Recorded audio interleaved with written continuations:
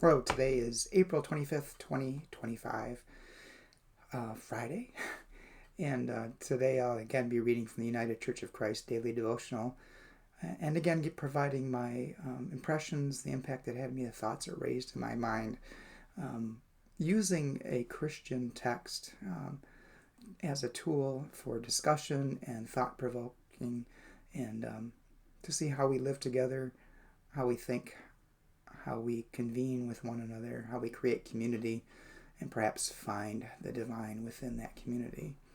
The devotion for today is entitled Gardening, written by Donna Shaper, and Donna bases the devotion upon Jeremiah chapter 29, verse 5, and reading from the New International Version. This is what God Almighty says: build houses and settle down, plant gardens and eat what they produce. And then Donna writes, my friend claims she's about to plant her garden. She's been declaring this since March 1st, so it's about time.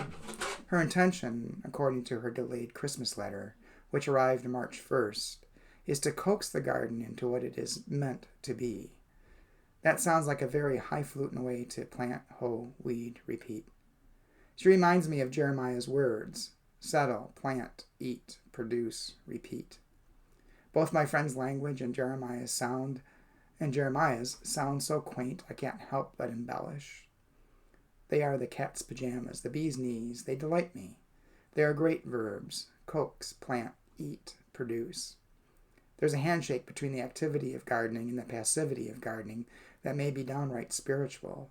There's a melody between body and spirit in gardening. Please don't haul out that clumsy noun, spirituality. One year I had orphans of bitter lettuce appear ex nihilo that didn't stop till mid-July. Another year I planted 3 packages of the same seeds and nary a one broke dirt. Maybe that's what Jeremiah intends by his mandate. We merge the transcendent and material nature of seeds and soil. We may even want to coax ourselves into some meaning while gardening, often known as weeding, or waiting, or delaying, or failing. Nature writer Edward Hoagland tells us that God created creation for the bubbles, for the fun and froth, so to speak. I think my friend creates for the coax. I sometimes create for the lettuce. And Donna's prayer: for the permission to plant, O God, we give you effervescent thanks. We count on your forgiveness for our dependency on results and our frequent delays. Put us in a bubbly frame of mind, especially in your Garden of Eden. Well, a couple thoughts that came to me while I was reading this is I like to garden as well, and sometimes I plant seeds, and I plant a lot of seeds, and only a few come up. Sometimes I've had volunteer plants show up, like in my compost pile, and sometimes the things I plant don't do as well as I had hoped, and the things that grow as volunteers in my compost pile provided a greater yield than anything I could have planted myself. And I also, which does remind me that we don't ever always control the outcome of the things we plant in our gardens. We may have certain intentions as we plant, but the results may be different. They may be better. They may be better than we had hoped, or not as good as we had hoped when we plant our gardens.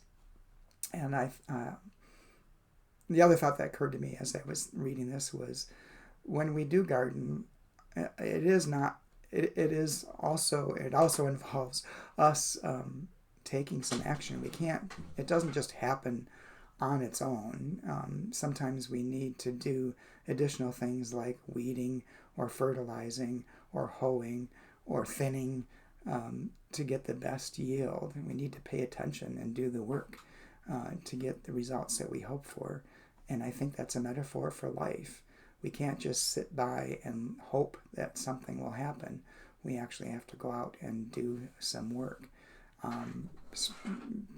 Care for the things and the people around us, the creation around us, and do what we can, knowing that even while we're doing what we can, the results may not be what we are expecting, but they will be better than if we just sat and did nothing. anyway, those are my thoughts for the day. Yours may be different, but I hope that they've given you some things to think about and to further your thoughts and your actions in the world in building community.